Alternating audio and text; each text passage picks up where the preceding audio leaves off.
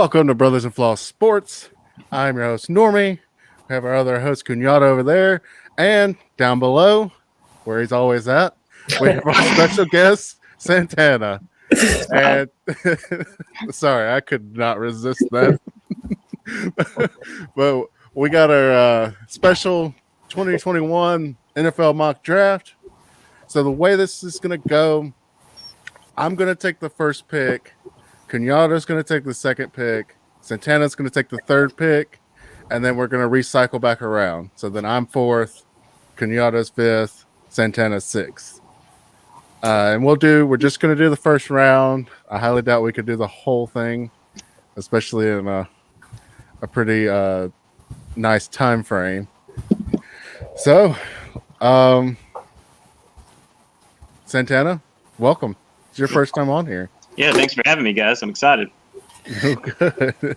I know Cuñado Killers has been on here a couple times. Chase. And every time he comes on, he's like, where's Santana at? I want Santana to come on. That's true. It's recurring every single time. In fact, I should have let him know that Santana was going to be available this evening. He would have had to wear his plastic pants. Yeah. Yeah, last time during the I think it was the basketball national championship, we drug him out of bed. Oh, made him come on. Had to get him. He was like, I can't. Screaming. Yeah, he was like, I can't put my camera down any lower. I'm not wearing any pants. But yeah, all right. So let's share this. Share the mock draft.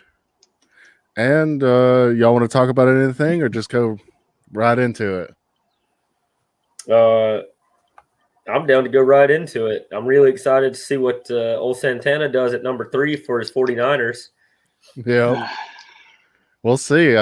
We'll see. I mean, I looked at some of my picks. I mean, of course, I got a bunch. I know the first one because I'm number 1. I know who I'm picking.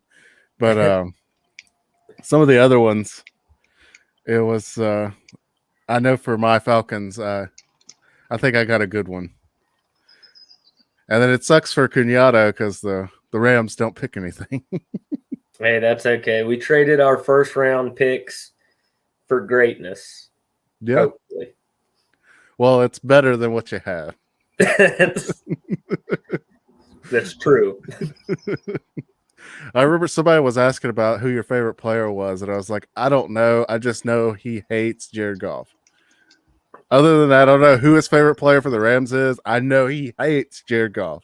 Hate might be a strong word. I just didn't think that he was the guy to get us over the hump. And I'm really, really psyched about Stafford. I think that maybe he is. But if you ever are faced with that question for my favorite player, it is Aaron Donald and then everybody else. Who's that? What's he play? Is that the punter? Charming. I'm just glad that you guys don't have any kind of a tight end in San Francisco. Definitely not a good one anyways. Yeah. I'm sorry, I couldn't hear you over thinking about your punter. We have 3 of them on the roster right now. Actually, that is confusing. All right. Well, I guess let's get started. First on the clock, pick number 1, Jacksonville Jaguars. And that's me.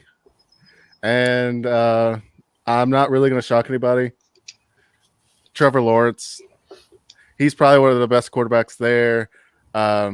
Jacksonville needs a quarterback. I don't think that mustache ride is just not anyway. That mustache ride is broken down by now. I don't think it's a viable option. So, I mean, what do y'all think? I think that I'm not even sold that Trevor Lawrence is the best quarterback in the draft this year. I mean, maybe he is, maybe he's not. I don't know. He's extremely talented, but this quarterback draft is it's really deep. But it would be absolutely shocking if Jacksonville does anything else other than this at number 1. I mean, this is basically a foregone conclusion. Really, the draft doesn't start until pick 3, because I think that I am also not going to shock anyone with my next pick. But I'll let Santana weigh in on yours before I move on. I think that is the obvious go-to, and everything that I've read and heard, whether, take it for what you will, but Urban doesn't take the job if he's not getting a chance to draft Trevor Lawrence. So we'll see. But I think that's the obvious pick, yeah. And I've got plenty of other quarterback opinions coming up in a couple of picks. Well, I think it's one of those, like, what I haven't really heard from people is, he came in as a freshman and started and won the national championship. So he can come in and get everything really quickly. So I don't know if that's going to transition into the NFL. I think it kind of should, but you never know. All right. All right. So for pick number 2, once again, I don't think I'm going to shock anybody with this one. In my opinion, I think that the Jets, first off, I'm taking Zach Wilson. And I think that that's the best quarterback coming. I don't know why. I've just got a gut feeling that he has the best career out of all the quarterbacks coming out this year. And I think that they're all really talented, especially your first 5 off the board between him, Trevor, Justin Fields, Trey Lance, and Mac Jones. It wouldn't surprise me if all 5 of them had really solid long careers, but I don't know what it is about Zach Wilson. I like his intelligence, moxie, size, and his upswing this year at BYU. I feel really solid that he's going to be really solid. Well, I kind of think so too. I just haven't really seen him that much. I mean, being at BYU, their games really aren't on TV as much, especially here in great state of Alabama. They don't really prioritize BYU as far as TV time. So, but from everything I've heard and from what people said, that he should be a solid pick. And my only downside for him is, I mean, he's going to the Jets. And we'll really get to see, was Sam Darnold really that bad, or was it just the Jets that were that bad? And that's one of those things this year. I actually wrote it down earlier as a yearly thing that I really want to focus on to see, was Sam Darnold really that bad? Well, not only will we get to see that because we'll get to see a new young face at the Jets, but the Jets have new ownership, or not new ownership, new leadership and new head coach, new general manager. And we'll get to see Sam Darnold in Carolina with a different organization. So we'll get kind of 2 sides of that same coin to really compare and contrast. I definitely think Sam Darnold's stats are worse than Sam Darnold's talent level. I don't know how good of an NFL quarterback he will ultimately be, but I don't think that he's as bad as he sometimes looked. I think the Jets, top to bottom as an organization, was that bad while he was there. I think Zach will benefit a lot from the offense coming in new to the Jets. It's LaFleur's little brother. It's Shanahan's style of offense, the wide zone play action. It's very quarterback friendly. A lot of people had said that Zach would be the one, that if Shanahan had his pick, it would be that guy. He runs a lot of that at BYU. So I think that, yeah, he's that's going to be the pick, and he's had a phenomenal season. You know what? I've got opinions about all these guys. Put me on the clock. All right. Pick number 3, San Francisco 49ers. It's you, Santana. Okay. Cuñado knows that since we traded up to 3, this pick has given me great anxiety. I've spent probably like roughly 2 hours a night since we got the pick, like watching all sorts of just YouTubing the shit out of these guys. I think I finally landed on Justin Fields. Justin Fields is the guy that I take at number 3. Right.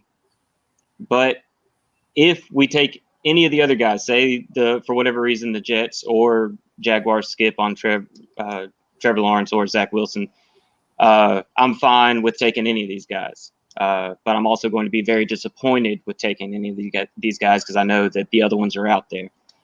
I just think that Justin Fields gives you everything that the other guys can do, and he runs roughly a pro day 4.43, which probably is more like a 4.5. Either way, I think that just that athleticism gives the offense more versatility than say a Mac Jones would. Though I do think Mac Jones will be successful. I think they all will. I haven't seen anything that tells me otherwise with these guys. It's a great quarterback class. All righty.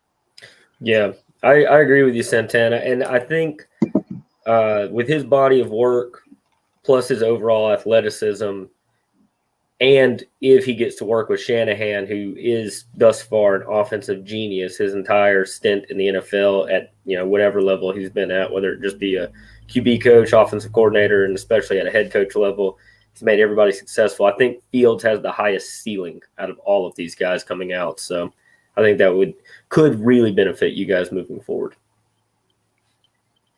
Terrifying, though. It's very terrifying. Yeah. Sean, I know you're used to picking high in the draft as a Falcons fan, but as a 49ers fan, recently at least, it's become great. It caused great anxiety over here. Yeah. This is true. The Falcons did blow their Super Bowl lead. It was a lot bigger lead than the 49ers blew, but we've lost 2 recently. Okay, so at least been there more. All right, yep. I think that counts for something. But yeah, I like the Justin Fields pick. I think it is more of a gamble than picking like a Mac Jones, but it could pay off a lot more. I think Mac Jones would be more the conservative route to go, but the possible upside to Justin Fields is a lot higher. And but it's one of those things you really don't know until you actually get out there on the field. But I like it. Like you said, I think pretty much any of these quarterbacks, it's either one you're going to be pretty good with. Well, and I know that I'm biased, obviously, but watching what Shanahan does offensively, or just watching really any of these guys from a similar tree in this wide zone play action scheme out there, like just an easier system for it makes quarterbacks look better. Like Ryan Tannehill's been playing great, but do you really think like if you dropped Ryan Tannehill in just any offense, he would have just automatically been this guy? Probably not, and not to take anything away from him, but I mean, you know what I'm saying? So I think that any of these guys landing in San Francisco would be successful, and I think they'll all be fine, except for Mac Jones because he played at Alabama. That's a joke. I'm outnumbered today. just a joke. I would be fine with Mac Jones also. Also, Mac Jones. Well, as far as the Alabama thing goes, whether you're outnumbered or not, history since Saban has been there has borne out that they are vastly more successful in the NFL than they aren't. But we haven't had those big high drafted quarterbacks normally. I mean, you had Tua last year. I mean, he showed some promise, but then not so much. Well, I think it's about to start steamrolling that way for Bama, though. Yeah. No, it's college football is definitely making that shift back towards high-powered offenses. I mean, it's cyclical. It just keeps going around. You know, sooner or later, like Oklahoma now. I mean, their defenses are getting a lot better because they have never had much of any defense in the playoffs. And we got Cody Howell. Mac Jones sucks, and Alabama will never win over here. Oh, Cody, you're supposed to be on my side. What the hell, man? All right. Sean, do it. I know it's in your heart. Do it. Pull the trigger. Do it. Pick number 4 for the Atlanta Falcons. They definitely need some defensive help. But Kyle Pitts, baby. Yes. Kyle Yes. Pitts. There it is. He is. I think he's the best on the board. I think by far. And I think if you're up there, you're still at number 4. If you were going defense, you need to trade and get more picks. But since they're staying there, I really think and I really hope that they get Pitts, because then you'd have Kyle Pitts, Calvin Ridley, Julio Jones. Yes. With Matty Ice throwing to him. And Arthur Smith's offense, which is that Shanahan style that I was talking about. Yes. No, Which the last time they had a Shanahan style offense, they went to the Super Bowl. Yeah, that's the right pick. You made the right pick. I'm gonna be, if Kyle Pitts is sitting there at number 4, I have convinced myself that if the Falcon, I can get why the top 3 would pass on him because they're looking for quarterbacks. Matt Ryan has at least another 3 or 4 good years left in him, and Kyle Pitts is probably the most overall talented person in the entire draft. And he would make it a nightmare to handle that offense. I mean, you can fill your defensive. Cody, man, full of piss and vinegar tonight. You can fill your defensive needs in free agency and later on in the draft, in my opinion. To pass on Kyle Pitts, I've started to convince myself that cat might have a Hall of Fame type career. Well, it's a pretty deep draft when it comes to, I mean, a lot of positions, but really on the defensive side, and not in the way that it's like a really good defensive draft. It's just a lot of similar talent throughout the draft. So, yeah, I mean, I'm with you, Sean. You definitely trade back if that's what you're looking for, gain more picks, for throughout the draft, maybe future drafts. But no, right here, if you stay right here, take Kyle Pitts, pair him up with the other guys, and watch the offense run wild. Yep. Only kidding. No, Cody, keep the piss and vinegar. Yeah, no. It's perfect. Keep it going. But yeah, I think he's a guy that can get on the field really quickly. And he could really start helping them early on. And like you said, Matty Ice probably has, a couple more years, and this could be that kind of quick kind of turnaround to get that extra offensive weapon and get some defensive players later on in the draft and also in free agency. But yeah, if they stay at number 4 and haven't traded, I don't see why they don't get Pitts unless Pitts is already gone, which I highly doubt it. Unless we take him, which I would be very curious about. That'd be awesome. Pitts and Kittle on the same field. Well, it would be so exciting for the whole draft process. Everybody's like, you don't trade up unless you're taking quarterback. And Shanahan says, sure, but, screw you. You don't know anything. I'm taking the tight end to pair with Kittle.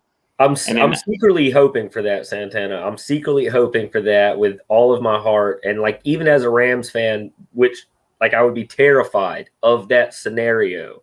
But just because of the monkey wrench it would throw in the draft and the other 2 game or the other 15 games a year where we're not playing you guys head up, I would love to watch Kyle Pitts and Kittle on the same field.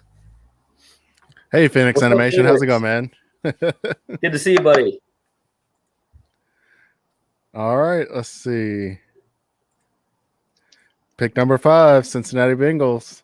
This is real easy, fellas. All chalk right here. Joe Burrow would have, I think, competed with Herbert all year long as the best rookie to come out on the offensive side of the ball last year had he not been constantly harassed, knocked in the dirt, play after play after play, and then finally, because of that harassment, ends up suffering a major injury towards ACL.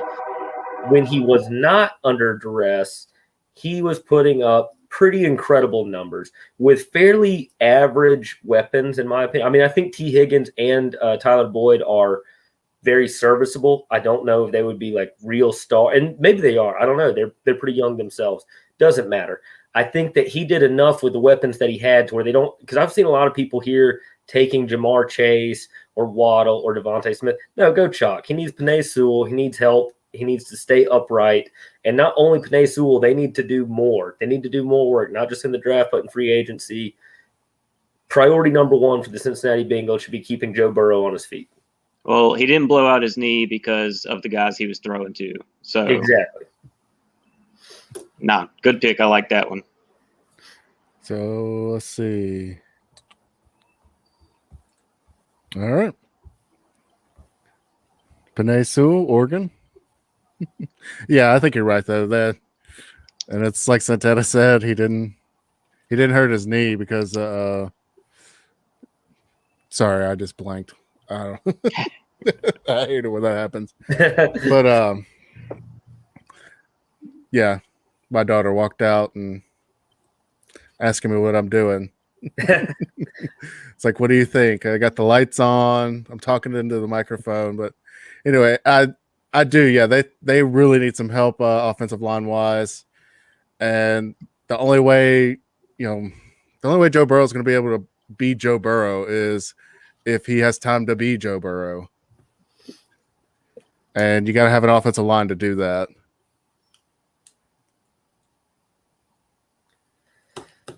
All right, pick number 6.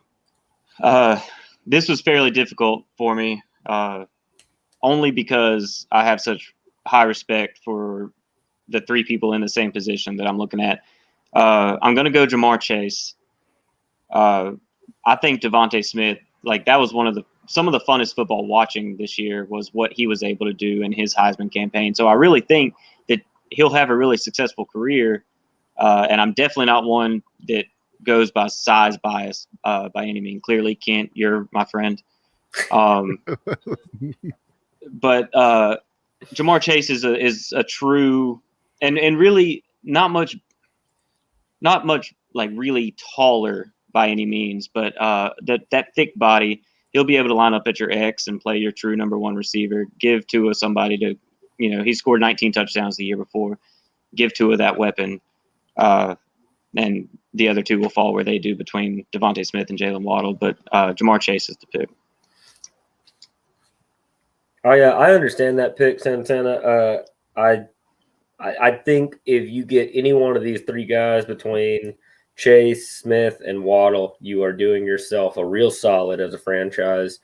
I think that they bring completely different things to the table, but they also all bring the same thing, which is being damn good receivers. Jamar Chase is probably the most well-rounded of the 3 because he's big-bodied, he's athletic, he plays really physical, he's got great hands, and also runs routes really well. He's proven. I think that that's a really solid pick. Yeah, I mean, I agree too. I mean, it's kind of like with the quarterbacks. You really can't go wrong between the 3. So I like it. So next up, we got the Detroit Lions. I know you got the pressure on you with Cody watching right now. I got a Lions fan in here. So with the Detroit Lions, I think I'm gonna go Jalen Waddle because I know I love Devontae Smith. I think he's really good. I think Waddle's better. Had he not gotten hurt, I think it might have been Waddle up there at that Heisman Trophy presentation. But also, I think with what Waddle did during the national championship, of him being hurt but still going out there and limping some routes and even catching a pass or 2, like to me, that's something huge. Like that's a team player right there. And also, that'll be somebody who's going to be dangerous on punt returns and on kickoff returns. Because, I mean, I don't see any team wanting to kick to him, at least after the first couple times they do kick to him. Yeah, I mean, absolutely. I mean, that's one thing that he brings, maybe that the other 2 don't, is the fact that he is absolutely deadly in the return game. I don't really see Smith or Chase playing a return man in any team that they get drafted, but it wouldn't shock me at all if whichever team lands Waddle goes ahead and lines him as a punt returner.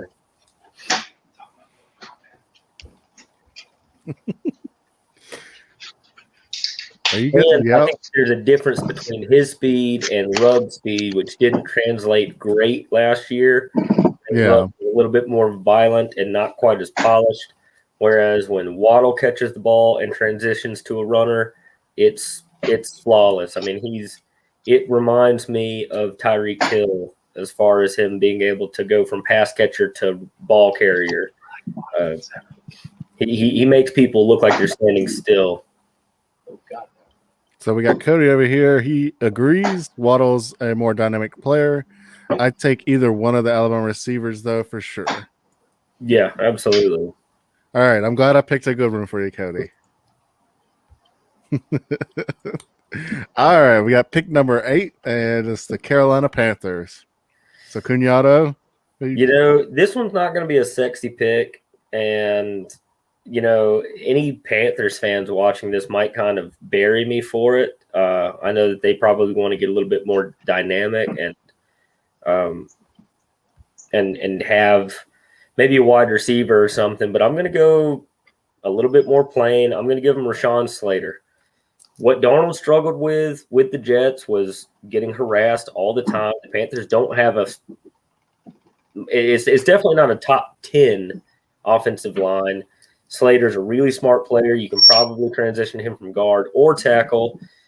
He goes next level, and his run blocking grades in college are among the best over the last 10 years. And McCaffrey also needs help in that regard. So, like I said, not a sexy pick. Rashawn Slater of Northwestern. I mean, he's smart. He's Northwestern. So nothing flashy here, fellas.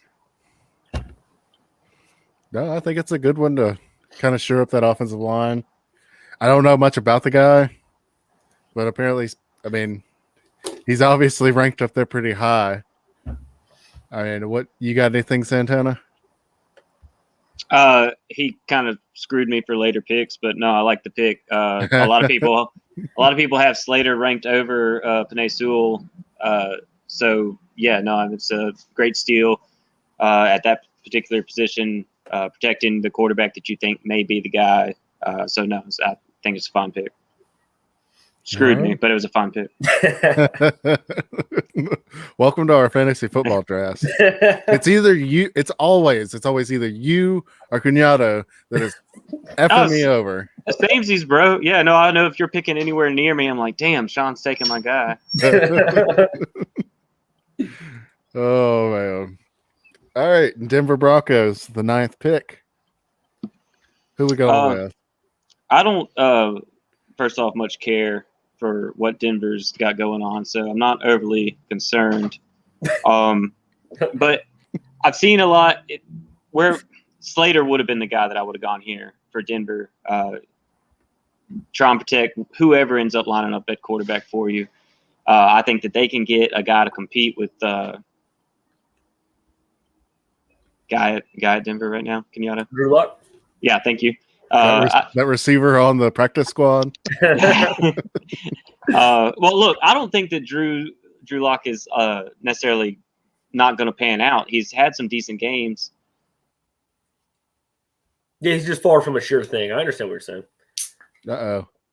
We're having a little bit of technical difficulty with Santana, it looks like. Yep. And he didn't make the pick yet. Oh, man, the suspense is palpable. But who do you think he's going to pick? I mean, the Broncos need a quarterback, but I don't know if he was leaning towards quarterback, but a tackle or a linebacker. It kind of sounded like he might be heading towards not quarterback. Kind of sounded like maybe he's thinking down the line, somebody to compete with Drew Lock in a second or third round, like a Kellen Mond or a Kyle Trask. Just based on, he was like, you can find somebody to compete with Drew Lock who is not, and like, it's not time to abandon ship on him just yet, but maybe bring some competition in there. Well, okay, here he is. Oh, never mind. I was wrong. His computer died. He just texted me. Oh, okay. He actually is going Trey Lance for the Broncos here. Trey Lance for the Broncos. All right. So Yeah. Hey, well, I that'll be that I thought competition. the way that he was talking, it was leaning a different direction, but I think Yeah. that would be a really, really good pick for them. Yeah, I think so too. I mean, you get that competition for the quarterback spot. My only problem is, how are they going to protect him? Of course, from what I hear, he can run. Yeah, I mean, not only can he run, he's a big body. He's a physical guy. If Justin Fields' ceiling, if I think that his is the highest ceiling and he's right here, I think Trey is right there. And I might be completely wrong. They both might flop. I don't know. Especially hard to grade Trey Lance from North Dakota because he's only played 15 games at all. Didn't play last year. yeah, and it's not even about the level of competition because obviously Carson Wentz has transitioned decently well. I mean, at least has had really, really MVP like year, and then also some solid years, and then some years, and then other quarterbacks, Tony Romo, Jimmy Garoppolo, from schools of similar caliber.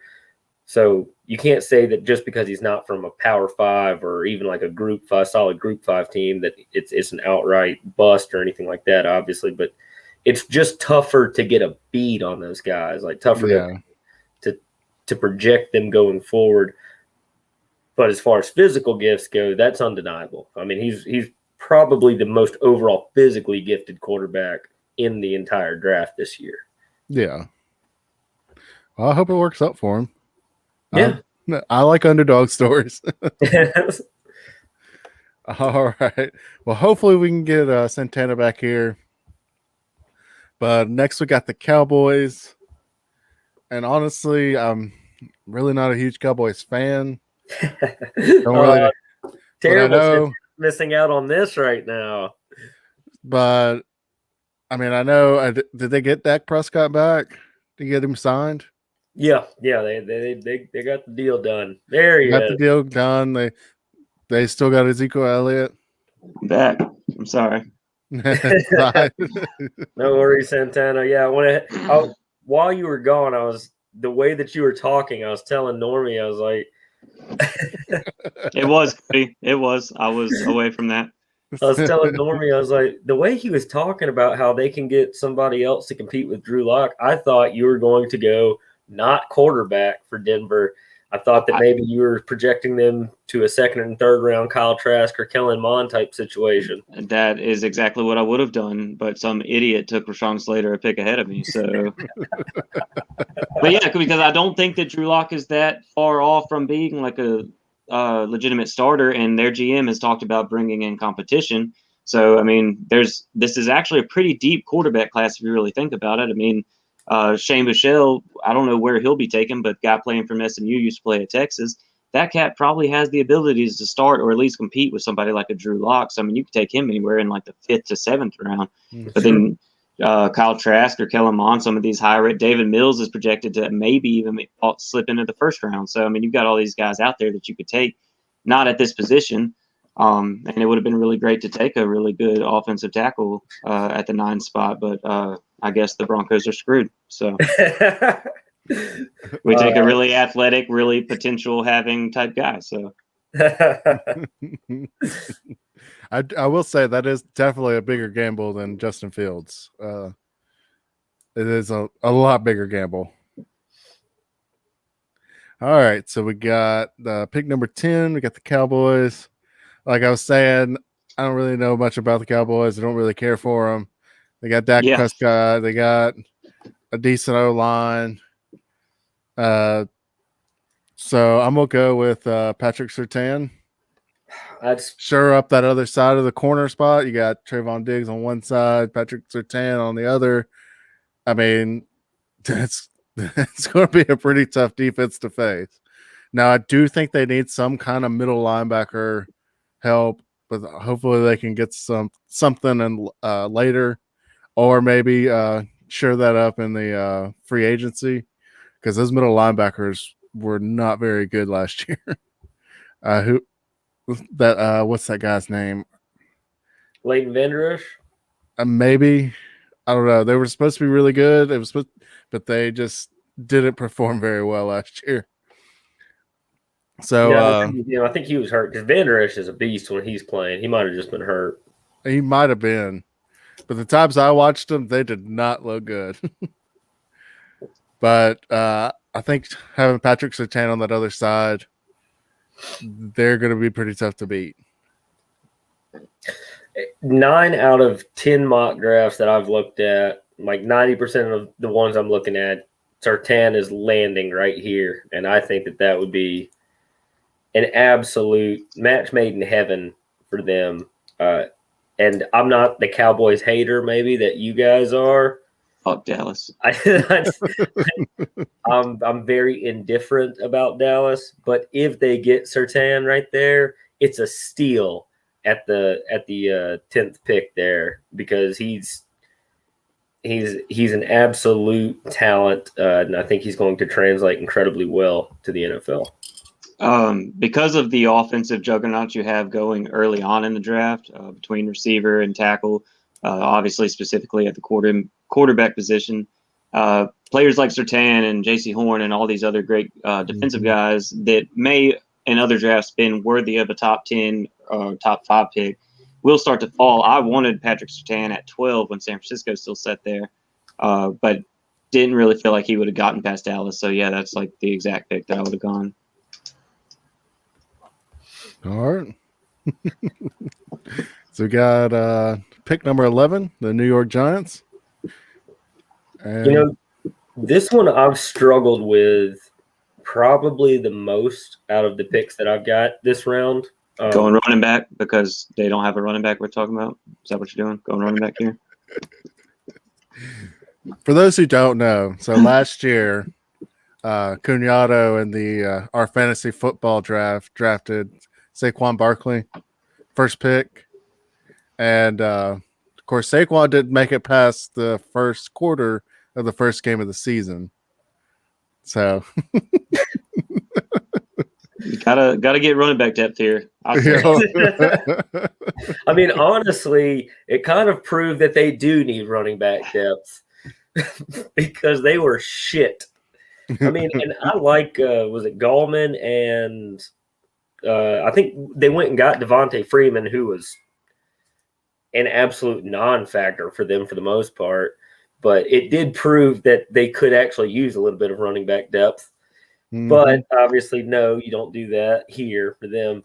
What I've been struggling with is giving them another weapon, even though their receiving core last year was, at least in name, somewhat talented, especially if you factor in Evan Ingram, the tight end, as a pass catcher. But I've been struggling with giving them like a Devontae Smith or one of the other receivers from this class.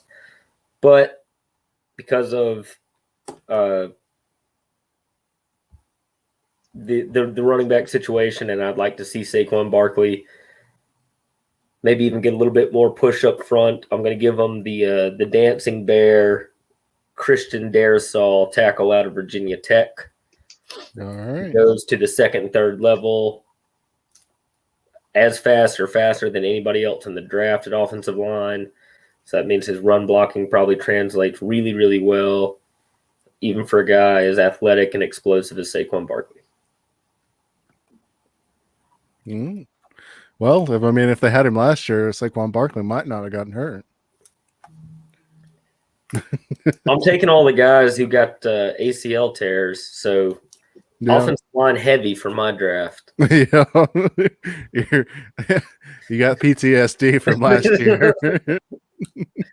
I also had Joe Burrow on my fantasy team. Yep, I do remember that, and I remember the roundup there. The roundups, and it was like Cuñado had the worst luck because pretty much every week he would be like the second leading scorer, but was just happened to be playing the guy that was the leading scorer that week.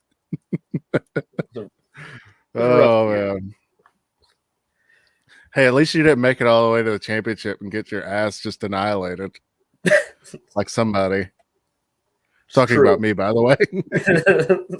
At least you didn't have the best record for the entire season, and then at the last minute lose out on going to the playoffs. So, Oh, because Also true. actually, you know the reason why you did that, right?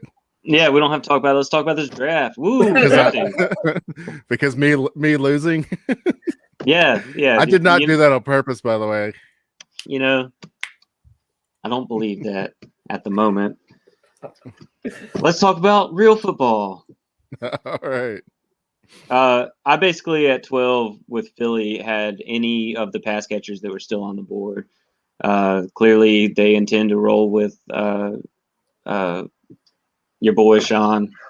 Jalen Hurts. Thank you. Which is I'm all about. I think he's a fantastic guy, great character, and extreme competitor. So I'm excited to see. Maybe they add somebody like a Kellen Mond or Trask later in the draft. But I was going pass catcher here all the way, and since Devontae's still on the board, that's where I'll go. All right. It's a good think pick, that's- and they definitely need it. Yeah, I think that's an excellent pick. I have heard that the new regime there has declared that in the summer workouts and preseason, it will be an open quarterback competition. After having said a few weeks ago that it was Jalen Hurts is going to be their guy moving forward, that they have declared that it's going to be quarterback competition, but doesn't matter. They absolutely, no matter who is helming their ship, absolutely need pass catchers there. They have not had a good, solid pass catcher there probably since Deshaun Jackson. I mean, they brought in Alshon Jeffrey, and he was a shadow of himself. Nelson Aguilar never panned out. Aguilar never until panned he out. went to Oakland. Yeah, and now he looks good. So, Who was Matthews? Never did much there either. mm, You speak his name with respect, though. Jordan Matthews is a saint, and I love him. I also do love Jordan Matthews. Vanderbilt receivers deserve all of our respect. Okay, they're smarter than us and more athletic than us. He has the SEC record for career receiving yards in the SEC. Which he broke. Well, not anymore. Devontae does, but he Does broke. Devontae have that now? Yeah. So Right, it's yeah. Alabama receiver and then 2 consecutive Vanderbilt receivers.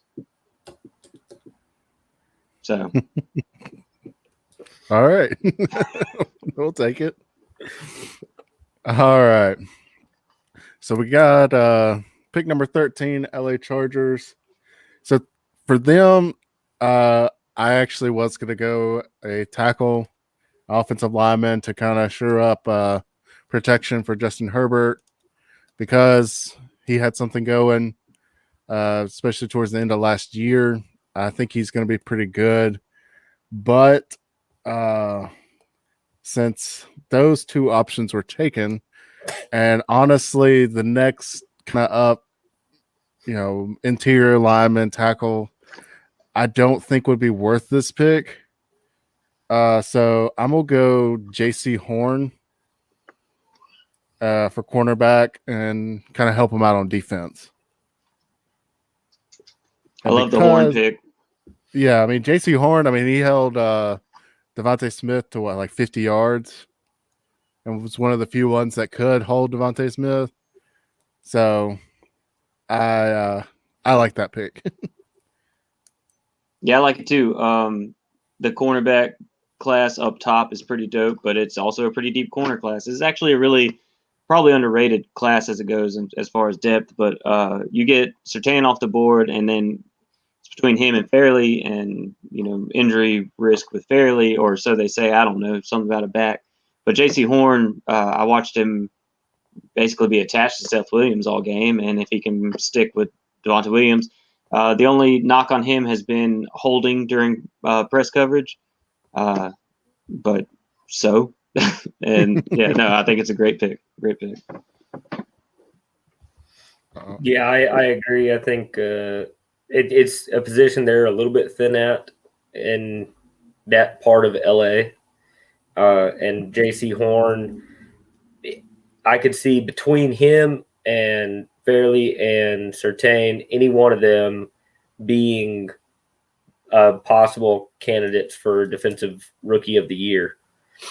I mean, they're all three that talented. Obviously, yeah, like Santana was saying, Fairley comes with the injury risk, a lot of back issues. He has tumbled down the board early on before a lot of his medical history started to get really, really examined. He was ranked right there with those two. So we'll see as far as that goes. But anyways, yeah, no, I think it's a wonderful pick for the Chargers. And also fuck the Chargers. I was about to say, well, thank you, because I know absolutely dick about the Chargers. I just knew that they needed it. I knew they needed an offensive lineman, but like I said, there's really not any outstanding offensive linemen really left once you get past, the Sewell and Slater. There's really not. I mean, the next one would be like Alex Leatherwood. Well, we're getting into the part of the draft where you're really starting to talk about picks per value. So sitting at 14, who's the cat out of Elijah Vera Tucker sitting out of USC? That would be a great tackle to have. But if you can trade back and gain some picks and take him at 18, 19, somewhere around there, you get your value a lot more than taking him right here. So, yeah, take arguably the best player on the board and get a shutdown corner. Mm-hmm. All right, your pick number 14, Minnesota Vikings. This is another one that's tricky. There's the Vikings. They need. They don't need a whole lot of anything, but they kind of need a little bit of everything. But talking about value, somebody who I think has fallen down the draft rankings and here very recently has started to move up draft rankings, Jalen Phillips on the edge. It's been Kwity Paye out of Michigan ranked the highest edge rusher, but then looking at Jalen Phillips before he retired from UCLA due to concussions and everything, he's on the same caliber athletically wise, maybe not same caliber, but he's in the neighborhood of a guy like Chase Young and the Bosa brothers.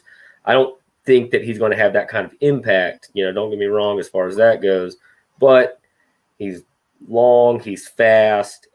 Once he got back into football at Miami, he's a game changer. And the Vikings don't have a ton of edge pressure right now. So, yeah, Jalen Phillips from Miami to the Vikings. All righty.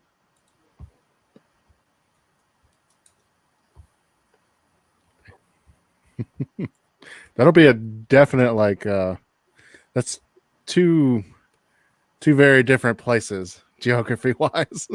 Going from Miami to fucking Minnesota. Well, so he spent his collegiate careers in Los Angeles, in Miami, and then drafted by the Vikings. He's going to ask God why. Why?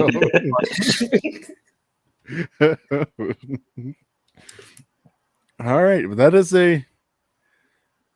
I know at least ranking wise, I have seen him on there, but like you said, I've seen that the cat out of Michigan, Paye. Yeah, I've seen him up there, and I haven't seen the guy from Penn State, Jason Owe. Yeah, Jason Owe. Is he here or away? He, I think, is more of a physical freak. Just based on the research I've done very recently of him, I think he only recorded 1 or 2 sacks last year. He didn't have a sack last year. Okay, then wow. That's what it was. But he measures off the charts. All right. Well, now got pick number 15 with the New England Patriots. I'm going to round out the quarterback class here and take Mac Jones. Not for just the reasons where he's been compared to Tom Brady, but I really think that if they do want a quarterback in this class, they'll probably end up trading up. That's not a huge Belichick maneuver, not something that they often do. But if they're sitting here at 15 and Mac Jones is sitting here, I don't see why they wouldn't take the pick. So, Mac Jones. All right. I like it. Yeah, if they're sitting there and Mac Jones is there at 15, I think it's a no-brainer. Well, I you think don't it have to worked. play him right away. My only hang up on this is, say if they were to trade up, you're maybe looking at somebody like a Trey Lance, physically closer to what Cam's doing. I don't know what McDaniels is going to want to do. Maybe he wants to go back to a guy who is closer to a Tom Brady, quick release type fellow. And if he's sitting there, I don't know why you wouldn't pull the trigger. Yeah. I think it actually works out better for him. He's not going to a place where he's more than likely going to start out the gate, probably start out unprepared, and he's not starting with a place that's an absolute dumpster fire. He won't have to go through the Sam Darnold treatment. So I think it actually works out better for him in the long run. Yeah, I agree with you. I think it would be a kind of a very symbiotic pick. Give him some time to adjust, and then also give New England, Bill Belichick, Josh McDaniels an offense that has proven to be successful, and a system that has proven to be successful with somebody who's actually probably a little bit less physically talented, at least athletically overall, than Mac Jones. I mean, Tom Brady can throw the ball, but I mean, he runs like he's stuck in mud. Hey, show some respect. He's your elder, okay? That's an old man, all right? He's all of our elders. He's the GOAT. He's the GOAT. And I'm not saying that Mac Jones will be that. I'm just saying if Tom Brady and his skill set can translate to the NFL like it did in that offense, then I think Mac Jones would be an excellent pick for them. And it would be excellent for Mac Jones to, come in a less high-pressure situation to a more structured organization, and they just spent all of the money on shoring up their entire team, specifically weapons on offense. And 2 new receivers, 2 new tight ends. Yep. He's coming into a system that can't be much different than living at Alabama. So, yeah. I think it's a steal at 15 if he makes it to 15. Exactly. Yep. All right. So, pick number 16, Arizona Cardinals. This was another tough one for me. I know the Cardinals are pretty good on offense. I mean, you got DeAndre Hopkins, you got Kyler Murray, who's been doing pretty good. I thought about maybe going wide receiver if there was one of those good wide receivers in there, but to kind of get some pressure off of DeAndre Hopkins. But I don't see any more of those kind of left. So I'm going to go with Christian Barmore. They need somebody inside on that defensive line. I think he would be pretty damn good there. He kind of broke out last year and had a good season. And I swear to you, I'm not just drafting Alabama players just for the hell of it. It's just the best ones are coming up at these times.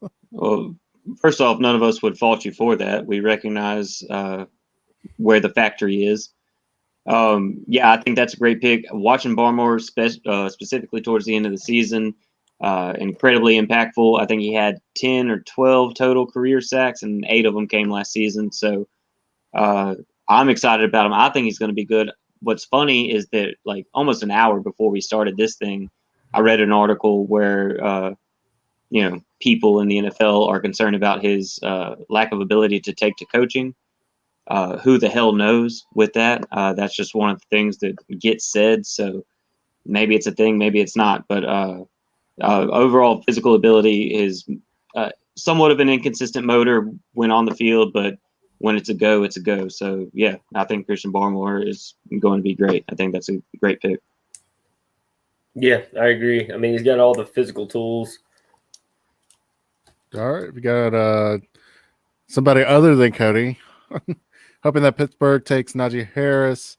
Not a lot of tackles that we can get there. We could easily find an offensive lineman in the second round that'll be worth the value. Yes, there's a lot of offensive linemen out there, but you don't have to spend as much to get them. I'm not going to lie to you, Luke, Mr. Malloy. everything I've seen has you guys going Najee. Yeah. And I think it will be a fantastic pick. Now, I don't know what these dummies will do between my picks and whatever gets, done between now and then, or what will happen in real life. But I agree with you. I think it's a match made in heaven if Najee goes to Pittsburgh. I think it's what they need, and I think he would be fantastic there. But I guess it's on me for the Raiders here. And I'm going to shake things up a little bit. I've been going mostly chalk or offensive lineman, not anything super exciting or a sexy pick. I'm going to go Caleb Farley, though. I think Gruden's enough of a gambler, and talent-wise, he's a former quarterback from high school, then played wide receiver in college before they transitioned him to cornerback. He has all the physical tools. Plus, he's a high IQ player. He knows how to follow a wide receiver's eyes and twitch movements, know when they're turned, coming in and out of breaks. And I think it could greatly benefit a Raiders defense that has been middle of the pack to below average. If he can stay healthy, that's the big question. If he can stay healthy, he might become a lockdown type cornerback. I think through 23 games, he had 22 passes defended, and he's not targeted that much either. Pretty insane stat. So I think Gruden's enough of a riverboat type gambler to take a swing on that. All right. If he ends up being the guy that everybody expects him to be, then I think that it's a steal. Early on in the draft process, it was between him and Santana as to who the top corner in the draft was. So whatever his injury issues may be, if you're taking a swing on him at 17 and he ends up producing like a top 10 pick, then I think that it's worth the risk, obviously. Especially for a team like the Raiders, who have always just had terrible luck when it comes to drafting. They could use this one. All right. Pick number 18, got the Miami Dolphins. This one I've gone back and forth with. I wanted to go tackle to protect Tua.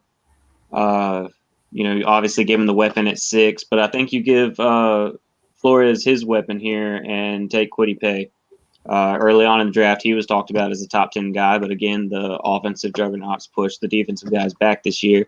So yeah, I think Kwity Paye is the way to go here. Give some edge help and somebody for Brian Flores to play with. I think that's an excellent pick.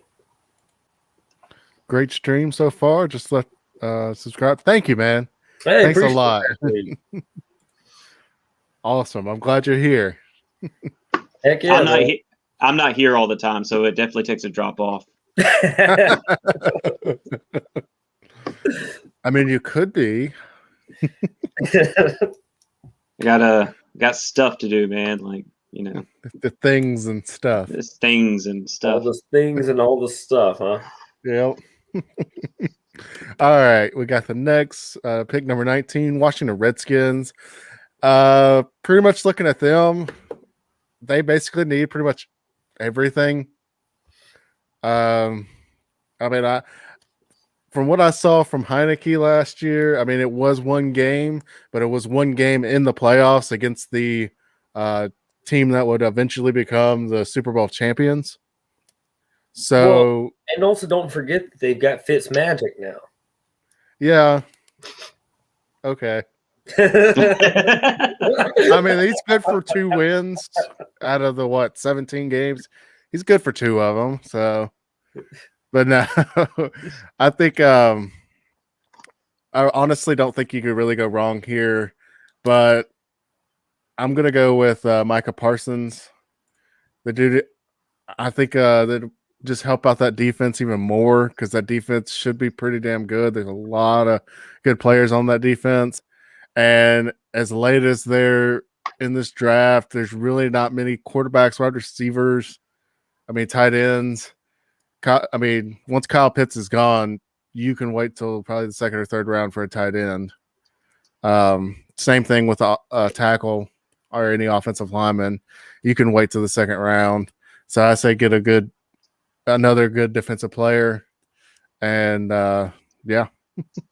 Well, again, at this point in the draft, it becomes about value. If there's not that specific player that you wanted going into the draft, then you've got to take value. And if Parsons is the player that we expect him to be after sitting out this past year, then yeah, you're adding arguably the best player on the board at this point, and maybe one of the better players on the board overall. So yeah, that's a great pick. And that defense is insane. So just keep on stacking.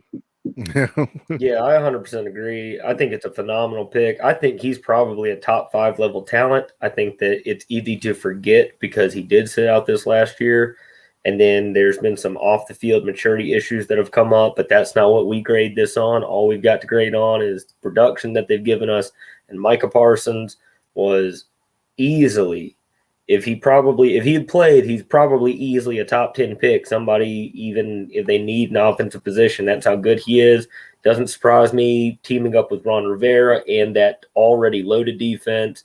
If he becomes a Luke Kuechly-esque type player, he's super fast, super strong, incredibly high IQ football-wise, a total game changer. I think it would be a real steal and definitely the right pick for them. All right. Pick number 20, Chicago Bears. Well, this one sucks because no one cares. No one cares. I mean, it's not going to make anybody any better. It's just the dumpster fire that is the Bears. I hate that I landed with this pick, and I've been eyeballing it to the last 3 days. I do have one in my back pocket for them. It just they're stuck. What the Bears are they're stuck to where they're not bad enough to get good again here soon, and they're not good enough to warrant moving other people into their organization. No one wants to go there. But what they do need is a wide receiver. Rashad Bateman from Minnesota is big and physical. Or actually, he's not even that big. I actually was a little bit surprised. But he's physical. He's physical. He's a physical wide receiver, and he's used to the climate at least. And they need a wide receiver. And I'm sorry, Chicago Bears fans, be more entertaining, and I'll care more.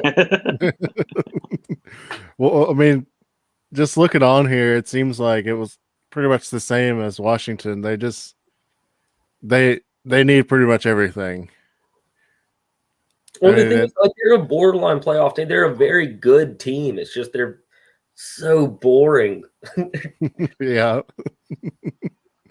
No, I saw them play the Falcons and come back and win, and a game that shouldn't have been won with using 2 quarterbacks. I mean, of course, like I always said, I mean, hey, Nick Foles was the Super Bowl MVP. You can reach your goals, okay?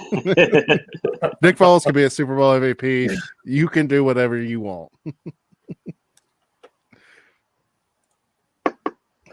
All righty, so we've got pick number 21, the Colts. Well, I thought I knew what I was going to do for this pick, and then again, Cuñado snaked my guy. Now I know how it is, obviously, to be in an actual war room drafting players. So I might as well apply for a job because I feel like I've got it down pat now. But you watched the YouTube video. I watched a YouTube video, or 20, and now I feel maybe if I just send in my resume, if you will, maybe I'll get picked up. So Bateman was going to be the pick here for me. T.Y. Hilton's getting up there in age. So I think that, and they just took Pittman last year, who's going to be great. I think adding somebody for Carson Wentz, hopefully he comes back to what everybody's expecting him to be or wishes he was. So with him off the board, let's protect Carson Wentz, and we'll go Elijah Vera Tucker, tackle out of USC. All right. And by the way, you're a bastard.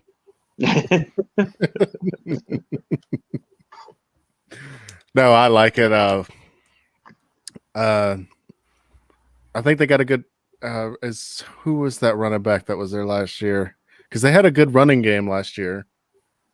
All their backs are good, but Wisconsin cat Cuñado used the names. Jonathan Taylor and Marlon Mack before he got injured. Marlon Mack was having not a whale of a season, but he was actually the number one back with Taylor being the complimentary guy. Then he got hurt because he was on my fantasy football team, so inevitable. And Stop then drafting people. Yeah.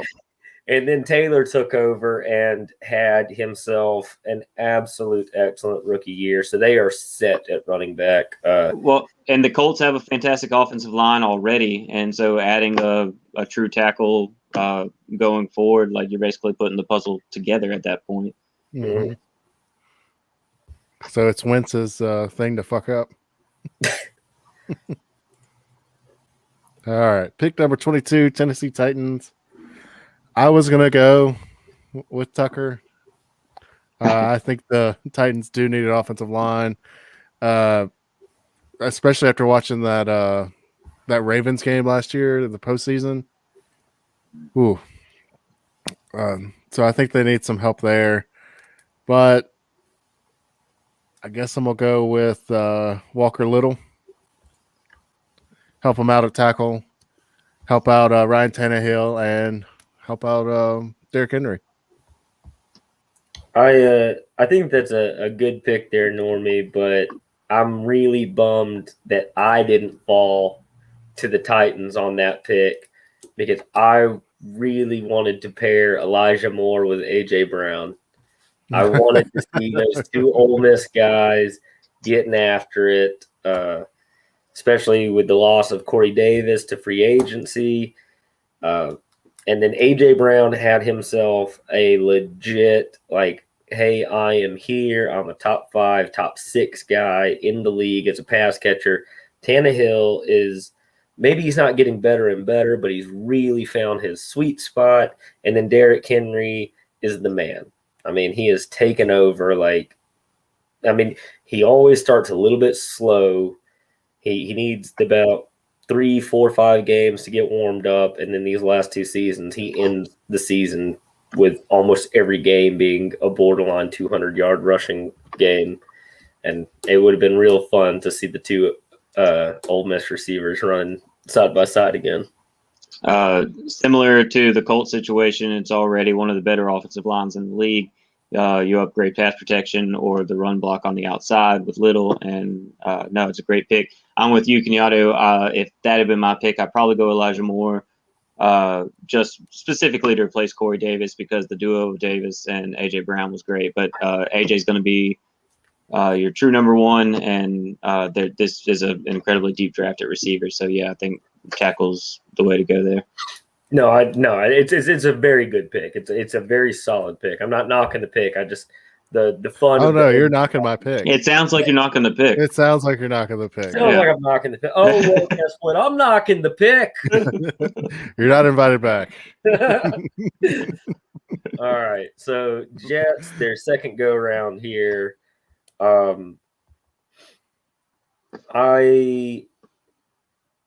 don't know. I mean, it's Saleh. He's a defensive guy.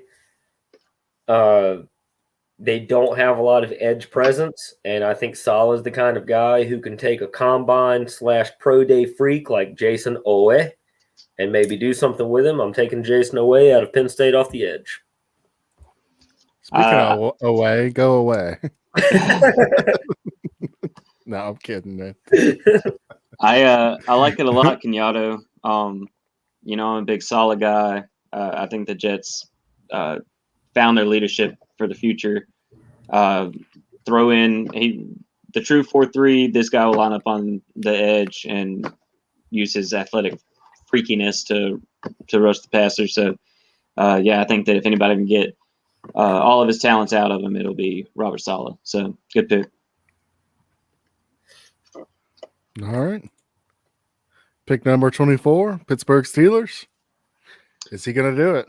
This was made easy for me well before this started, but the Pittsburgh fans clearly know what's up. And yeah, you just let go of James Conner, who the entire running game has fallen off. You got receivers all over the field. Big Ben's not going anywhere until next year, probably. Yeah, go ahead and add your back of the future and take Najee. It was a good pick. I like it. Hey, best running back in the draft. Going into the season, I thought that it was pretty comparable between him and Travis Etienne.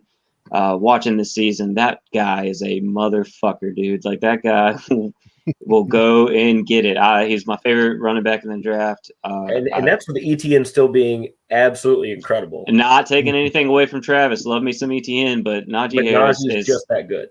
That hurdle in the Notre Dame game changed a lot for me. I watched him do it all his career, jumping people over, running people over, juke it, outrun it. Doesn't matter. When he leapt up, that was video game, when you get pissed off in Madden or NCAA because that was a glitch. No reason that dude should have been able to jump over another guy. No, Najee's the truth. He can catch out of the backfield, great pass blocker. He's going to fit right in with Pittsburgh's offense. Yeah, Najee's the pick. Yep. Yeah. And if they don't do it, I'll be pissed. Well, I also talking Luke Malloy, if you're still with us, I can't see anybody from number one to where we're at right now taking a running back. Nobody really needs a running back, and it's a devalued position these days. But I also can see this being the absolute steal of the draft. It would not shock me if Najee is like a top 5, top 6 rusher in the league his rookie year. I think that he is that kind of a talent. Not to mention, like you were talking about Santana, he catches the ball incredibly well out of the backfield, and he's a run blocker. And from everything that I've heard, he's got a super high IQ, football and otherwise. I could see this being a real steal. It's just nobody else really needs a running back.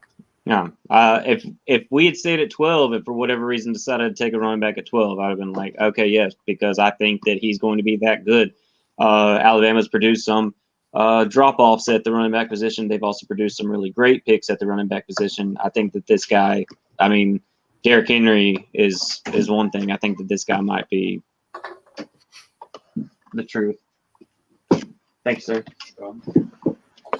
I love the new picture there. Yeah, I do too. That's perfect. That's great. I like it. Najee Harris in a Steelers uniform. Yeah. Honestly, I say they just bring a jersey that has Harris on the back. They might as well. They might as well. I think it's going to be an absolute home run. And I'm not even. I have no vested interest. I'm not a Steelers fan, this, that, or the other. But I think it's going to be a home run. I actually have my fingers crossed that all of those stars align, and that is what happens. Yep. All right, 25. Back to the Jacksonville Jaguars, and I'm gonna go Trayvon Moehrig. Is that how you say it? I think it's Moehrig. Moehrig. Yeah, I'm terrible at pronouncing names. If y'all haven't seen that by now, but yeah, Trayvon Moehrig. I don't know much about the guy. He's ranked pretty high. Jaguars. They go big on the first pick. Pretty much everybody knows they're getting Trevor Lawrence. So I think they get another good defensive player to kind of shore up both sides. Feed both sides of the field. So I think it's the appropriate pick on the second pick. You give it your quarterback of the future. This guy led all safeties in pass breakups over the past 2 seasons, so you're getting basically a ball hawk. There's not a player on the offensive side, whether it be pass protection or receiver, that you really need. Plus, you took Chenault in the first round last year, or whenever Chenault went, Cuñado. But yeah, I think you've got weapons on the offensive side. Maybe Travis Etienne here I've seen before, but you've got a running back. I think that go ahead and take him. The best safety left right now is the pick. Right. Yeah, I agree. I think it's an excellent pick. I think Santana just said this guy, he tests off the charts. I don't watch that much TCU, but I mean, he's graded as a top 10 or top 15 guy. If you get him at the 25th pick, kind of seems like it's going to be a steal. And then his stats speak for themselves. Well, it's a very shallow safety class. Like, I mean, you're probably taking the best one at the position with this pick. I mean, it's first safety off the board right now, too. Yeah, and I don't think you're going to have much more production from that position once this guy's gone. You got maybe like 4 or 5 more guys that really can contribute, and then it's just not a very deep class at the position. So, agreed. No, I think it's a really solid pick, Normie. For the Browns, this pick's actually kind of easy. Where I, kind of like I talked about.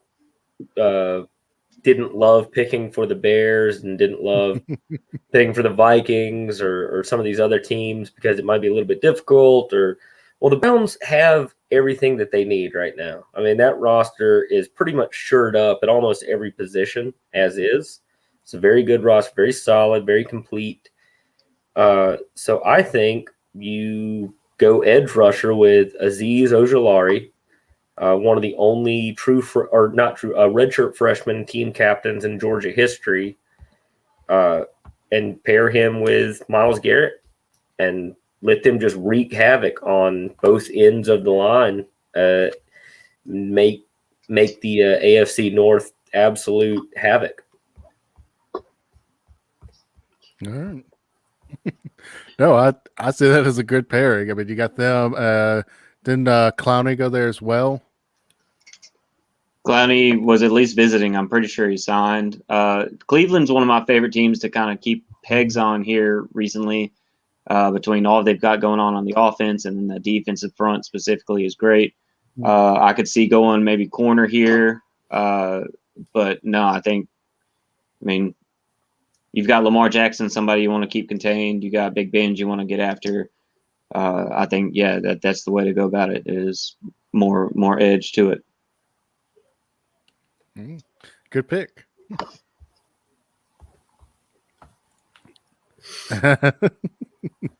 All right, pick number 27 with the Baltimore Ravens.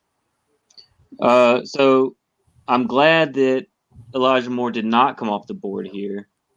I personally would not probably go receiver for Baltimore if I were Baltimore. I think that you probably want to trade out here and gain some value for your picks. But where we're at on the board and no trades, I am going to take Elijah Moore. Get him with those tight ends that are out there. Get him with Hollywood Brown. Lamar Jackson is not the most precise passer in the world, but if he can have a bunch of targets to throw to, just get him some help. You've got your quarterback for the long term. Let's get him some more weapons. Elijah Moore. All right. No, I think it's a really good pick. I would have struggled if I were you, Santana, right there between Elijah Moore and Terrace Marshall.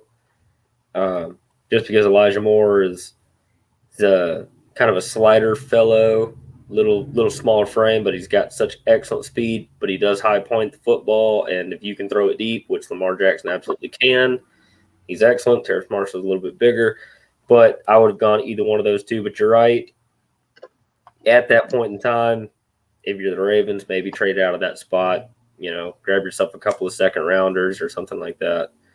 But I think Elijah Moore is going to be really solid. I think it's a good pick. Apparently, a stat was that he caught the most contested balls of the season. I don't know who keeps up with this shit, but I read that at some point and I thought, yeah, okay, well, good, because Lamar doesn't throw it directly to you often. That's what you need then. Huh? Speaking of Lamar, those running back memes have been awesome. If y'all haven't seen those, they're basically like the best running backs of all time, and then I'll have Walter Payton, Derrick Henry, another running back, and then it'll be Lamar Jackson. Hey, look, man, it might be unconventional, but if it's effective, it's effective. Yeah. All right. Pick number 28, New Orleans Saints. That's another team I really just don't know much about. I was leaning towards a defensive player, but I think whoever starts at quarterback is going to need some kind of young talent. So I'm going to go with Terrence Marshall, wide receiver. I think it's a good go there. Like I said, I mean, whoever starts quarterback there is going to need somebody. And I think Terrence Marshall, especially this late in the game, would probably be a better pick. Yeah, I've seen Terrace going off the board here. I've also seen Elijah going off the board here. I've seen a few receivers going off the board here because Michael Thomas kind of had a down year. They don't really have any other weapon pass catcher that I can think of. Not a true threat. So that pick makes sense. I don't know how much Saints fans would love it or not. Probably a lot if they get Terrace because, I mean, that's their boy from LSU. And, Yeah.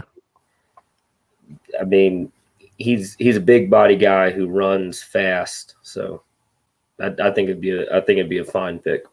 I would definitely have gone receiver here, whether it's Marshall or if Moore had still been on the board, Kadarius Toney from Florida, or Rondale Moore, who is somebody I'm looking forward to seeing.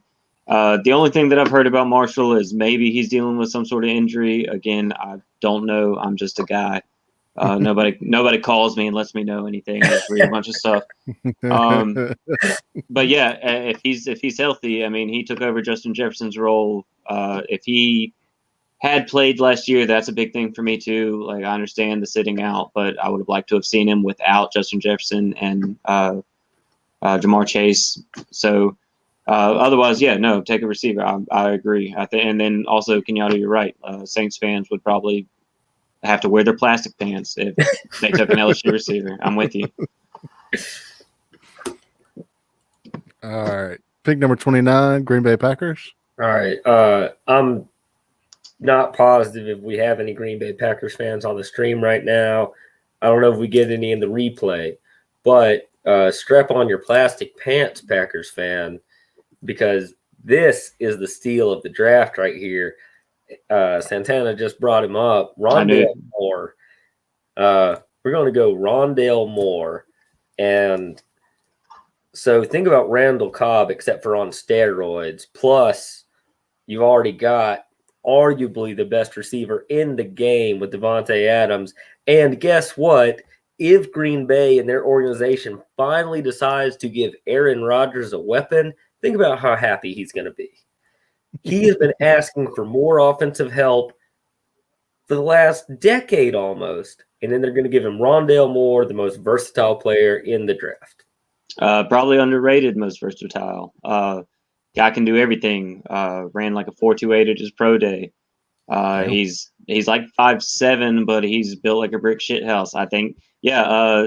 I hadn't even really thought about it. Randall Cobb, Cuñado. That's a great comparison. Just on steroids. Yeah. Like, the guy can run out of the backfield. The guy can run screens. The guy can go deep. He's one of my favorite players in college football over the past couple of years, even though I only really got to see one true season from him because his freshman year, he was great, blew out his knee. His sophomore year, set out this year. I still think that he's got all the room to grow. Great pick. I think that, yes, Aaron Rodgers will love to have that guy. All right. Pick number 30, Buffalo Bills. Okay. I was really hoping that Barmore would have been sitting here by now. Cuñado. That wasn't me. I was going to say that was me. Okay. It's still your fault, though. But. Okay. Don't get me wrong. It's probably still my fault, but I didn't take it. Yeah, I'm still more mad at Cuñado. I know that it's Normie's fault, but I'm still more mad at Cuñado. But we can go cornerback here. There's still some really good ones on the board. There's one specifically that in real life I would love to fall to San Francisco when they pick in the second. So I'm looking at between Greg Newsome, the second from Northwestern, and Asante Samuel. I think that Greg Newsome goes first but Asante Samuel's also been put in the top 32. He's the one that I'm hoping to fall to San Francisco, so I'll go Greg Newsome here. Yeah, I'm with you, Santana. I personally would rather have Asante. Just watching the film on the two of those here in the last few days, he's a little bit more athletic. He might not quite have the IQ that Newsome the second has right this second, but I think he's got a bit of a higher ceiling. I don't think you can go wrong with either one of them. Like we are talking about with the quarterbacks and the wide receivers, cornerbacks is also a deep draft. Like you've got some 3, 4, 5 elites at the top, and then after that, you still got really good value. But yeah, I think any team that ends up with Newsome or Samuel is going to be lucky to have them. And Newsome seems a little bit more ready to play as is. I don't know. After watching Buffalo Bills in the playoffs, I really think they need a running back. That was pretty much why they couldn't advance as far as they did. I mean, they had no run game, and the only run game they had was from their quarterback scrambling. Also, they had tons of run game. You know, his name from their is quarterback, who was scrambling. But I would have went running back for them. I know they're probably not going to go that way, but I still think it's a good pick for them. Well, and I think that, running back would be great there. You're going to take ETN right there. You're going to take Colin Hill down the road. You got Herbert out of Virginia Tech, which I'm thinking he falls to San Francisco. I'm hoping. There's a lot of running backs in the draft that are worth taking. Do you spend it right here in the 30th? And probably ETN is your pick if you go in the first round running back again. I mean, you take a corner right here, maybe be able to fill your running back needs later. You do have the fullback that plays quarterback for you. So, yeah. All righty. So we got the Baltimore Ravens again. So we originally planned to do this stream on Friday, and obviously since then there's been a deal made. So what was that tackle's name? Was it Brown that went to Kansas City? Orlando Brown that was traded to Kansas City, and part of it was this pick. I think a second round pick. So they've already picked the first one, Elijah Moore. I would say I want to go tackle, but I don't know. I think I'm gonna go tackle to kind of replace what they got, but I don't feel too strongly about that pick because it's also they just gave up a offensive lineman. They feel like they can replace him pretty easily because you wouldn't give him up if you couldn't. I know they were in talks with the Pittsburgh guy Vallejo. I know they've been in talks with him. There's been nothing official yet on that, but I'm just going to go with tackle for him here to kind of replace that. I think that's the way to go. I think that at 27, when they pick initially, maybe they lean more tackle there if somebody like Barrett Tucker or somebody like that is still on the board. Maybe in this situation, you trade back for one of the tackles that are sitting there. You got your Alabama fellow sitting there. You got all these guys that you can maybe take later. I don't know. I'm not an NFL GM, but if you did, I definitely do think you replace your tackle that you just traded away. That's where I would have also gone. But when the Kansas City was there, it was a lot easier because I literally put any offensive line. It was like anybody, the best offensive line that's left is going to the Kansas City for my pick there. But yeah, after that deal. Did you go with Tevin Jenkins? Yes. Okay. All right. I think it's a little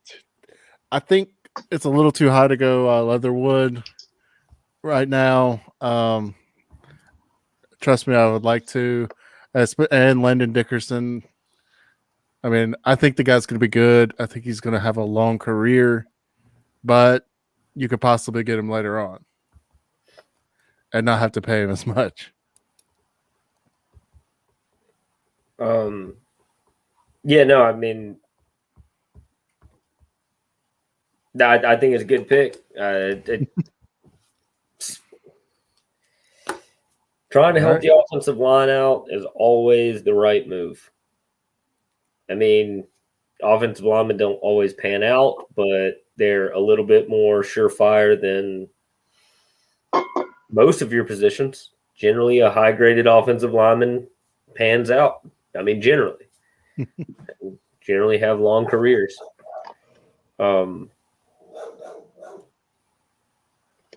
With the last pick, Tampa Bay Buccaneers, this is another team that's pretty easy to pick for, much like the Browns.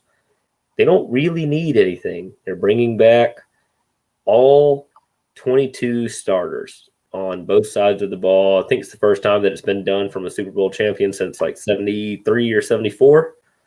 So basically, it's adding depth or, I don't know, shits and giggles.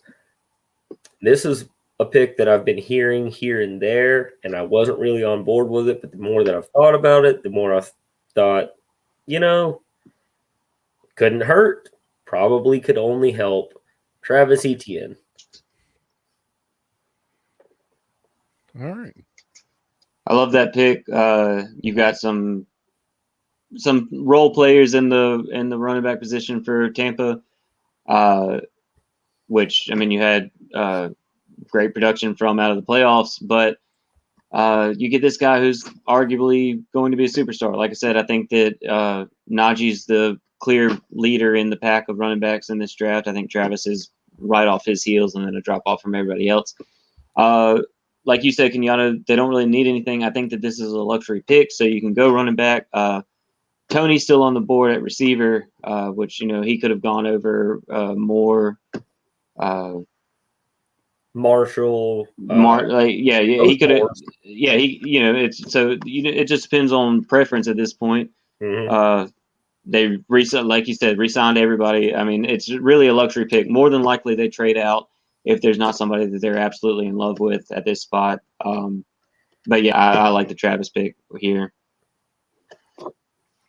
Yeah, I mean, I like it too. It gives them that extra back, and maybe they can deal off Fournette somewhere and get something for later drafts, something like that.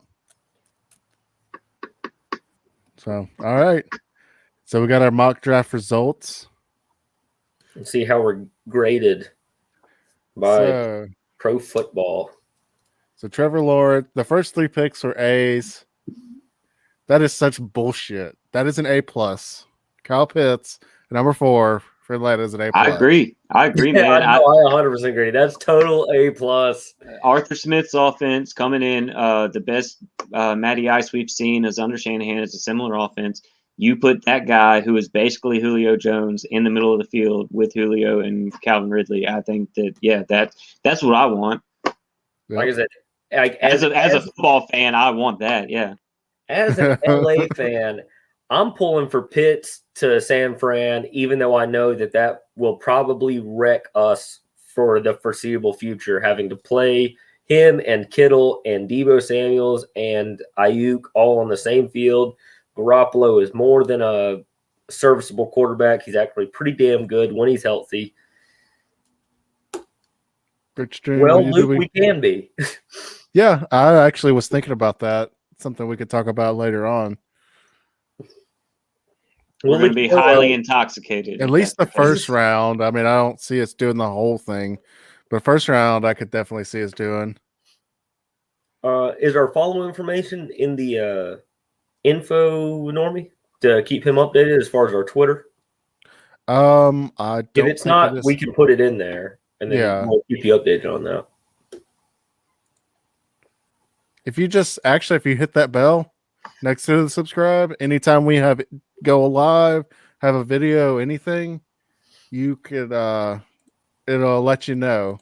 But let me put our Twitter in the chat, and there we go. Yeah, I am actually kind of pulling for Kyle Pitts to go to San Francisco. First off, not only will it upset the draft balance, I also think that it will be just fun from a football perspective to watch. I think it's an A-plus pick. And it would absolutely be an A-plus pick for where it probably will happen, Normie, probably will happen at the Falcons. And, yeah, no, an absolute A-plus pick. I'm also kind of bummed that Penei Sewell is only getting an A-minus. I mean, what they need. Well, I mean, when the memes about the new Cincinnati jerseys are that they already come with the grass stains for so I think that is a good pick there. I mean, Jamar Chase B-. No, they don't know shit. So B+ for Jalen Waddle. Ooh. Don't listen to him, Cuñado. Don't listen to him. Big old left there. I see the F for Rashawn Slater, but when Sam Darnold is standing back with a clean jersey and lots of time and tons of time to like play action to Christian McCaffrey and then also go through 2, 3, 4 reads, they can suck my nuts. And we're forgetting. I mean, Rashawn Slater's a mauler. Like, so if Donald doesn't do shit, Christian McCaffrey right behind that guy. Like, you're helping. Slater is going to go first level, second level, third level, and give McCaffrey some much wanted and needed room. Yeah, this is a pick for your best player, not a pick for your quarterback. Yep. Trey Lance. A+ on Trey Lance. Turns out quarterback, it's an A+. Yeah. But Kyle Pitts is an A. If Slater is on the board right there, I'm not taking a quarterback because it is a pretty deep quarterback class. They said they want competition for Drew Lock, not necessarily a guy to take his spot. You take a quarterback at 9, you're looking for him to take his spot. So not necessarily ideally where I would have gone, but circumstantial. Yeah, you screwed me. So all right, but how we know that this thing is busted? I'm looking at Patrick Surtain right now as a B-. You're putting 2 lockdown corners on the field, and I don't understand what negative there would be about it. And they're also both super young. I mean, you could lock down both edges of the field for the next 4 to 5 years.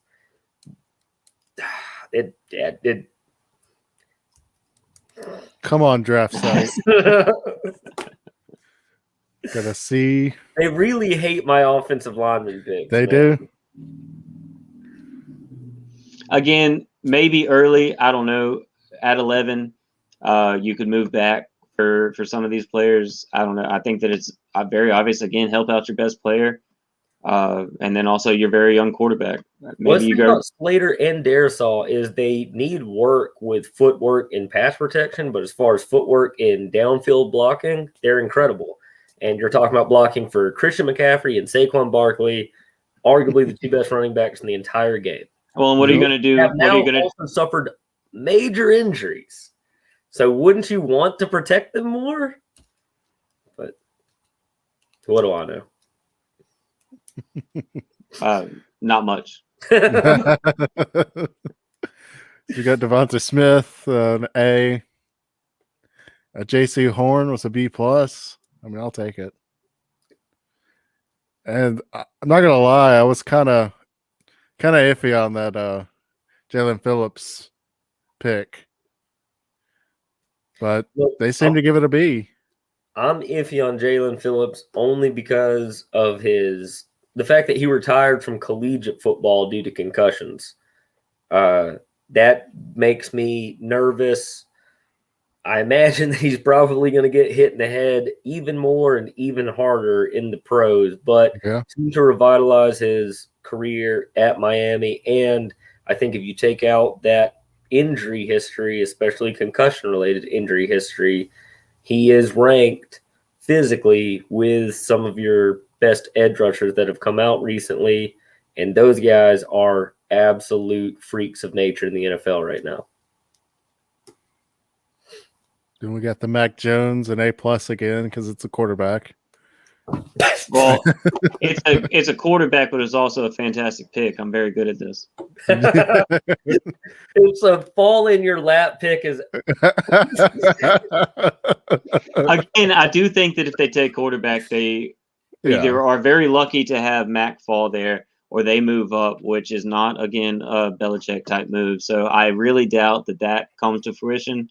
Especially, there's a good chance that the first 4 picks are quarterbacks. So obviously, you take that guy. I mean, you really take any of the quarterbacks that are projected to go in the first round. If they fall to 15, yeah, you pull the trigger, and it's almost doesn't matter who you are at that point. Yeah. Yeah. No. I mean, that's if this pans out the way that this has for our mock draft here. Mac Jones at 15 is an absolute A+. And Christian Barmore, an A. Caleb Farley, B+. I'll take it. After the rating. If the dude is healthy, it's a steal because originally he was projected. Like I said, it was between him and Santana at 12 for me at San Francisco, not thinking that either one of them would make it there. And so, I mean, if he's healthy and he falls to 17, then yeah, I mean, it's B+++++++. And then we got Quiddy Pay was a B-, which I think is low. I mean, I think with Brian Flores in Miami with a Quiddy Pay type talent, who is still also learning how to really play the position and learn the outside moves. He's very young and inexperienced right now. I mean, he could be a guy move, but it doesn't matter. Move on. Micah Parsons, I think, is still probably the steal of the draft. If Micah Parsons goes at 19 to the Washington football team, I think he's a top 5 talent, honestly. And I think that without opting out and without some of the off-the-field issues that have come out recently, people would almost be trading up to get him. He was that good before you didn't see him play for a year. And then if he teams up with Ron Rivera and an already stellar defense at 19, I think that is the steal of the draft. Well, and specifically the front 7. If he's sitting here at 19, I wouldn't be surprised if somebody trades up to get him before that, even with all the things going on around him this year. Because early on the draft process, he's looking at like a top 10 pick. You're sitting here looking at maybe getting him at 19. Yeah, I wouldn't be surprised. I wouldn't be surprised if Washington themselves moved up to get him. Agreed. Got Rashad Bateman. That was an A- for a team you don't give 2 shits about. Good pick there. Apparently, that's what it takes. There's not a quarterback you want to pull the trigger on to change your life right there. You pair him with Allen Robinson. You've already got your running back. Your defense is really great. Like, okay, plan on finding competition for your quarterback position in the second round or later, and take the best receiver on the board, arguably the best receiver on the board. I mean, it gets real murky. We got Vera Tucker, who actually got an A-. I guess they don't like your offensive line picks, Cuñado. But they like Santana's. And normies. And also, mine, yeah. Also giving Elijah Vera Tucker to an already top 5-ish offensive line in the NFL. I was shoring up offensive lines that needed the assurance. Yeah, but I think it's value picks right here. When you go Tucker, Vera Tucker, and Little back-to-back on 2 offensive lines that are in the top probably 7 at the low end. Like, I mean, top 3 really. Two fantastic offensive lines. You had lockdown tackles for however long. I think, that's really valuable. I think that they're excellent picks. It's just I don't know why they get this grade and when I draft for position of need. But and they knew who was making the picks. Did end up getting a B+ for away to the Jets. I guess that's a win, especially the fact that is about as unproven a pick as it comes. B+ to Najee Harris, to Pittsburgh. Luke, if you're still watching, don't you worry. That is an A+ pick. That's and an A+, we all yeah. know it. Yeah. All know it. Because James Conner, I thought, was pretty damn good, especially when he had to step in and take over for Le'Veon Bell, and he had that really good year. I thought that there wasn't very much drop-off. And then there was last year. Even last year, early in the season, he was doing pretty good because I had him. And once he got hurt, he was never the same. When I really thought that Benny Snell would be a really good pickup for them because even though he's not super dynamic as an athlete, he runs hard, he's smart, he's good in pass pro. But Najee is different. He's not serviceable. He's not. He won't be much of a drop off. Let's see how many stats he can put up type guy. I mean, he's a special talent. All right, you got another A+ pick for me. Sure enough. With one of the easiest picks I made. Yeah, once again, another top 10 talent type guy who dropped to 25. So yeah. Oh, and again, a very shallow position group this year. So you get the best one out of the position group. Nailed it. I guess I should be happy with the A- here. Yeah. Which I actually feel really strongly about this pick. If this happens as well, then. And then we got Elijah Moore, Terrace Marshall. And hey, any one of A- right here. Any one of those receivers can be traded out for Tony. I think that probably there's a good chance that all four of them end up in the first round. But like I would have liked maybe at Tampa, because I don't know that they haven't re-signed Antonio Brown. I don't know. I think that any of those four guys could go in the first round. But to go receiver, it could be any one of them. Yeah, I agree with you. Najee Harris reminds me of Derrick Henry. Benny Snell is a good number 2. Yeah, I agree. I think Snell is incredibly serviceable, but Harris is dynamic. I mean, he is bit more of a receiver. Doesn't have quite the downhill running that Derrick Henry does, as most running backs do not. But yeah, no, Alabama backs are going to be here for a while. Yep. All right, and CB got an A. Evan Jenkins A. Travis Etienne A-. But looks pretty good. Except Carolina Panthers, only one person got an F, so.